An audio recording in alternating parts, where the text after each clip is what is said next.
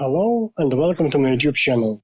My name is Alexei, and today I have a special guest, Lasse Lammert. Lasse is a metal recording, mixing and master engineer who has been working with such great metal bands as Alestorm, Sanctum, Steel, Tormentor, and many more. Also, Lasse has wonderful and very educational course on mixing Alestorm on Nail the Mix. So, if you want to learn from Lasse how to mix Alestorm, you can check out his course on Nail the Mix. The link will be in the info box of this video. It's a huge honor to have you on my YouTube channel today, Lasse.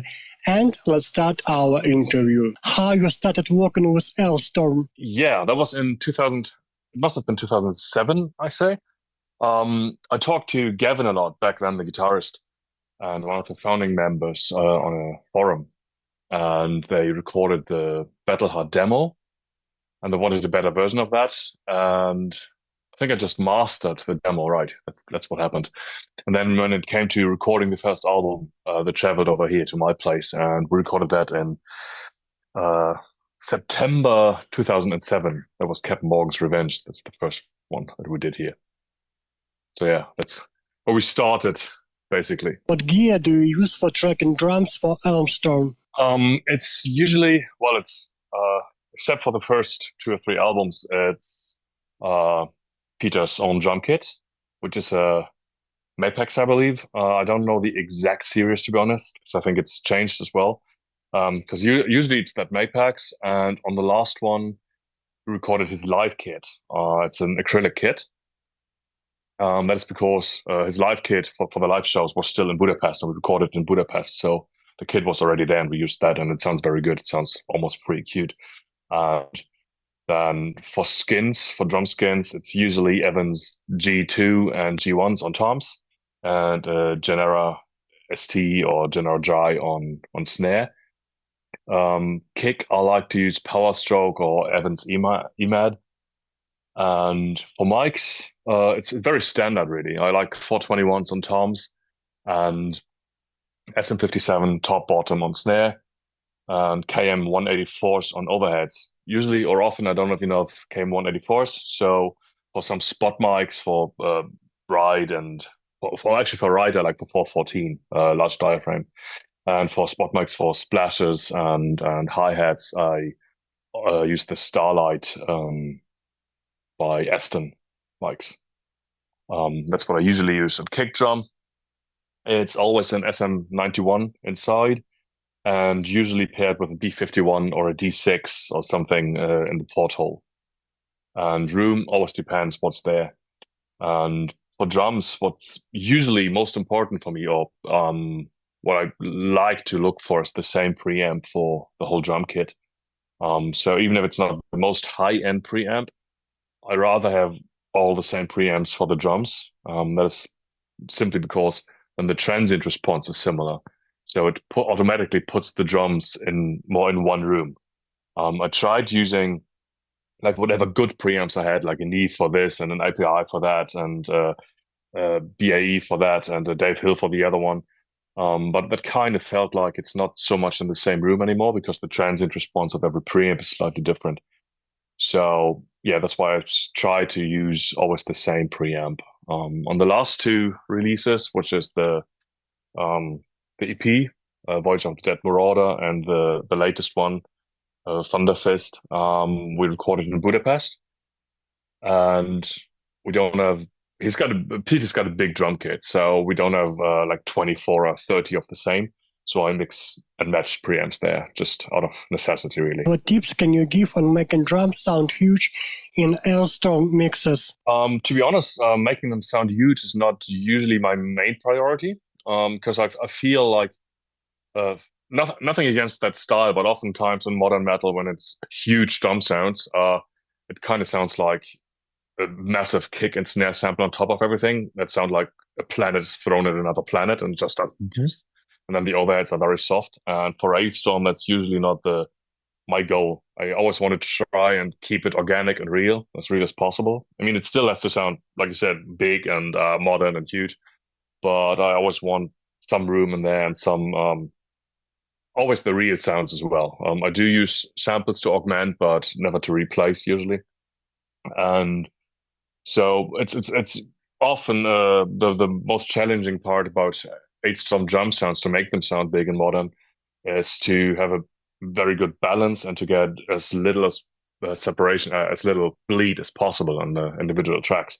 So I always try to, when I'm mic already, take care of the separation and the bleed and have as much control as possible over the individual instruments.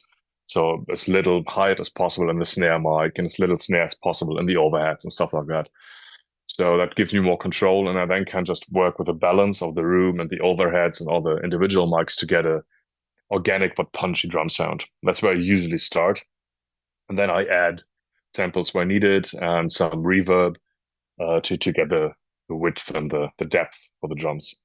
But yeah, it's usually the hard part is not to use too much samples, but to try and get the organic drum sound to sound the way I want them to. Thank you so much. My next question is, how do you create a unique guitar tone for Alestorm? That's pretty easy, actually, because Mate, the guitarist, is very good. I think, especially for rhythm guitar, it's in the right hand. The wrist is so important for the guitar tone.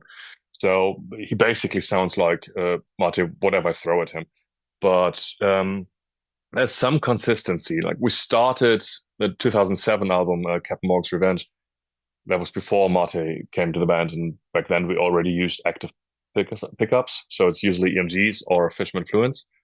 And the first one was a 5150 and a rectifier. And 5150 or a rectifier is usually always somewhere in the mix. On the latest one, it's a 5150 and a rectifier again, but the one before was a Dietzel and a 5150. But there's always some consistency. And as always, mainly an SM57, sometimes only SM57, sometimes mixed with a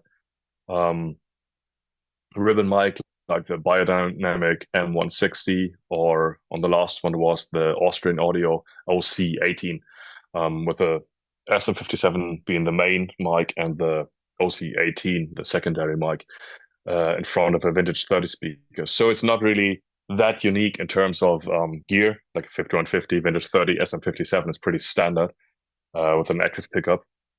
But I always try to find a good balance between chunky, punchy metal tone, like a modern sound, but I still want some bite on top, like the high end area, the nasty. I think that's important to get some aggression. But for a band like Alestorm, it's a bit of a compromise because there's often a lot of like brass and strings and stuff that's happening in the same high mids. So if it's too aggressive, the guitar tone, it often masks the other stuff. So I have to find a compromise between the aggressive thrash metal, I'd say, bite in the guitars, and still leaving enough room for the brass and the strings. And that's basically what it comes down to. I usually don't EQ guitars much. I try to get the sound at the source and keep that in mind. That's always, whenever I mic something, I try to keep the goal in mind. And in this case, the goal is that's to sound big and modern and aggressive, but there still has to be space for the orchestration.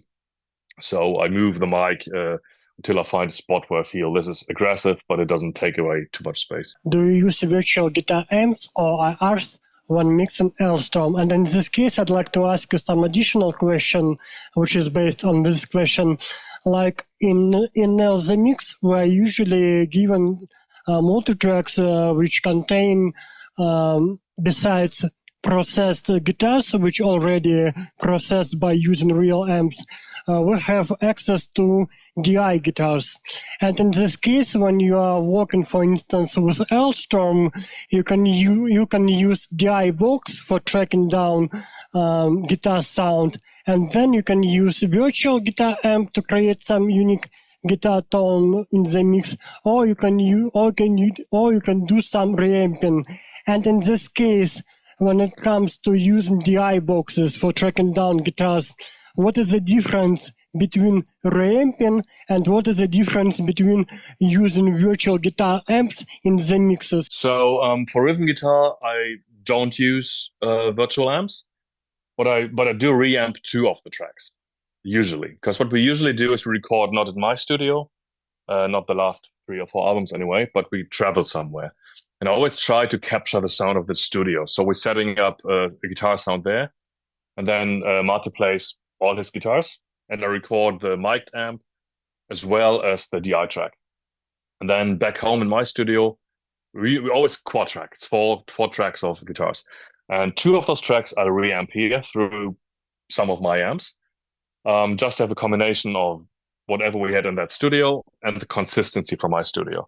So that's one way to get the consistent 8-stem rhythm sound, but always still keep it fresh and keep the sound of the studio we record in present in the sound. So that's what I use the DIs for, and I do reamp rhythm guitars. But for rhythm guitars, no plugins for me. But that's not because they don't sound good. That's simply because I don't want to risk repeating myself. And if I find a sound that works very well in my plugin, for example, I would be tempted to do the same thing again next time, and I don't want to do the same thing. I want to keep it fresh. I do use plugins a lot for leads and clean though. All the solos and all the leads on 8-Storm and most of the stuff I do is always my STL tonality plugin. And some of the presets are actually saved in there. So if you get the tonality plugin, there's the preset bank, and there's a lot of 8-Storm presets and Glory Hammer presets and all that sort of stuff that I usually use. And then I don't even tweak it much anymore. Like I said, guitar tone, I'm not a fan of over EQing it. I try to bite at the source. My next question is, how do you create a good bass sound for Alestorm? Especially with bass. I mean, with everything else, but especially with bass, I think it starts with the instrument a lot. So new strings is very, very important for me. New strings means not put on yesterday, not put on 8 hours ago, but put on right now. So we change strings a lot. Usually every 2 or 3 hours is a new set of strings. Because when you're recording, you often don't feel how the sound changes, but then you go back to a song you recorded 3 hours ago and you notice, oh, the clank, the hi-hat, the aggression is gone. So we try to change strings often. And I'm a fan of steel strings for metal bass because it's got a nice deep growl and a nice attack on the pick attack. So that is important. New strings, and the bass guitar that Gareth is using, it's an ESP LTD, I think it's called Black Metal. Got EMG pickup in it, and it sounds very, very good. Even the DI sounds great, so I don't have to do much. And that's where it starts. And then consistent playing. Gas plays with a pick that helps with the consistency and some of the bite to cut through the guitars. And then in terms of processing, it's not much. It's usually just an old Sansan plugin, the PSA1 in Pro Tools, most of the time. Sometimes I blend that with a more distorted amp track that I reamp through a Marshall or something. Sometimes I add a compressed DI to the signal, but it's primarily just a plugin doing the amp sound for the bass, but starting with a good sounding DI. And when it comes to tracking DI, especially for bass, I think the DI box is quite important as well. Like a big red tube box. I like that a lot. I also like the DI input with a Bootsy Collins mod on my BAE 1073 preamp. Excuse me. And well played bass, new strings, steel strings, good DI is half the way there already, I'd say. My next question is, what tips can you give on mixing bass for Alestorm? Partly answered already by what I said before, but I try to create a big wall where the bass and the guitars combine to a degree. So you'd be surprised if you mute the bass how much is actually gone from what you think is the rhythm guitars, because that kind of combines to this dense thing. And then I always want some high mid aggression in the attack, so that makes the bass a little bit more audible. What I usually do there is distort the mids a little bit, like for example by reamping through a Marshall amp or something with a guitar cab, even doesn't have to be a bass cab. And then I just blend that in a tiny bit just to get a bit of the clank, clank, clank, clank, clank. I like that sound a lot. I can't use a lot of that in 8-Storm because it gets too aggressive and takes up space. but I want some of that mid distortion aggression to bite through the guitars. So it's a combination of combining it with the guitars for a wall, but also have some of the pick clank to cut through. And that's, yeah, again, a lot of that is just in the recording and the strings, and then some distortion on top and compression, but nothing special really on bass. Nothing like no secret. It's really fairly straightforward. And in this case, I'd like to ask you some additional question on mixing, because I have watched some videos on LZ Mix, and in some videos they're teaching us that you should sidechain everything, because in usually, you know, in a general sense, you can use sidechaining for bass and drums. But in some LZ Mix videos, there is sidechaining not only bass to drums, but rhythm guitars, lead guitars, you know, even some orchestra elements. So what is your opinion on sidechaining everything in the mixes? Yeah, I'm not the biggest fan, but I know why people are doing it, and sometimes I'm doing it myself. The music I grew up with, that's Andy Sneap and Andy Wallace and people like that, and they don't sidechain anything, like never, nothing at all, basically. And it's all balanced there, and they balance the stuff to work. But in modern music, the arrangements have become so dense. There's so much going on, often too much, maybe. At the same time, that so you see mixing like painting on a canvas, and your sonic canvas is only so big. So if you want the house on there, and the tree, and the lake, and a flower, and a bird up there, and a cloud, everything needs its space. And if the house is this big, and the tree is this big, and the cloud is this big, it's going to be muddy, so you can't see anything in the painting anymore. So mixing is very much like that. Everything needs its space, but in modern day arrangements, often you get houses that big and trees that big, but that doesn't make your sonic canvas bigger. You only have that same space, so you have to try and make some space for the elements. And that's where sidechain helps by, for example, the classical thing. That's what I usually do as well for Alestorm is key the bass compressor from a kick, just so the bass ducks a little bit when the kick hits. That just creates some space. And that's why people are doing it for orchestration and guitars and all the other stuff as well. And I see where they're coming from, but I think often it leads to a very, very dense, polished mix, which works for the style. But for Alestorm, I want to keep more raw, organic vibe in there. It has to, I mean, it's modern and pop in terms of production, but it still has to vibe, because it's music that usually people that are listening to Alestorm usually don't sip a glass of wine, sit in their living room and listen to Alestorm. They want to connect. They want to have like an emotional response to the music. And in order to get an emotional response, I think it's important to keep some of the raw energy in there. So I try to not over polish it, but always keep some organic element by sidechaining everything into everything and using buses for everything. It quickly becomes too polished, and you get a great sounding modern polished sound, but you lose a lot of that direct raw energy. And I think that's important for some styles of metal. So I tend to not do it for these styles. My next question is, what gear do you use for tracking Christopher's vocals? It always used to be an SM7, very straightforward, simple. But for the last 4 albums, I'd say we used a U87 standard mic, nothing special, but it really works for him. So it's a Neumann U87 on the last 4 or 5. And on the last album, the EP and the new one, since the studio didn't have a U87, we used to Warm Audio 87, which is a clone of the same mic. So that usually goes into whatever mic preamp I have that sounds good.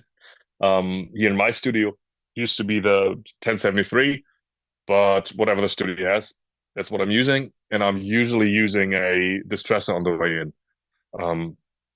Sometimes a bit of 1176, but usually it's a distressor. Pretty aggressive setting. I compress pretty hard with a distressor on the way in.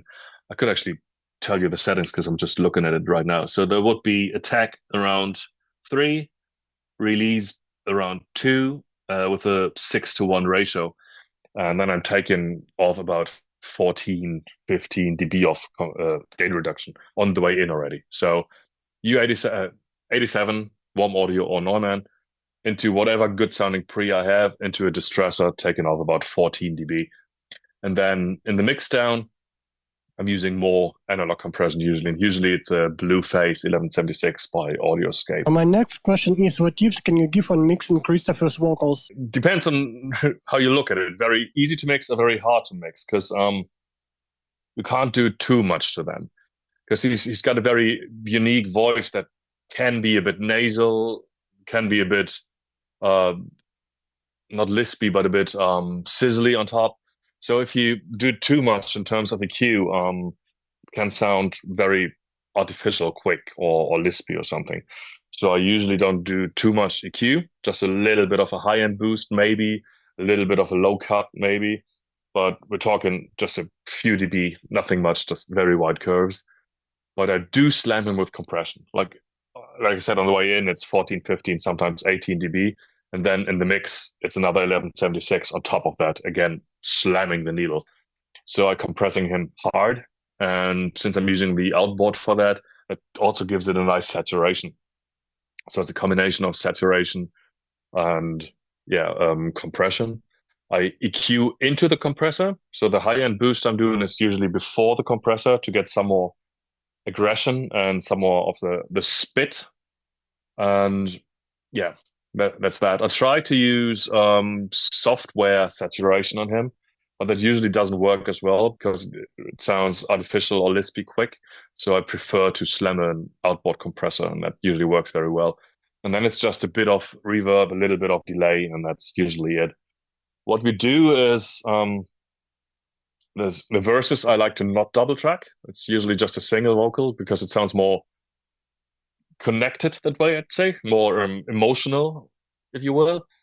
And then the pre-chorus, usually a double comes in about like 6 dB lower, and then the choruses might have backing tracks and all the other like choir, gang vocals, all that stuff, and doubled lead vocals as well. What gear did you use for recording Patty's Gurdy for her collaboration with Alestorm? The last one I didn't record at all. She did it at her home studio.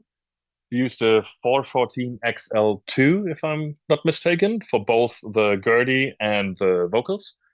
And Focusrite Scarlett, I think.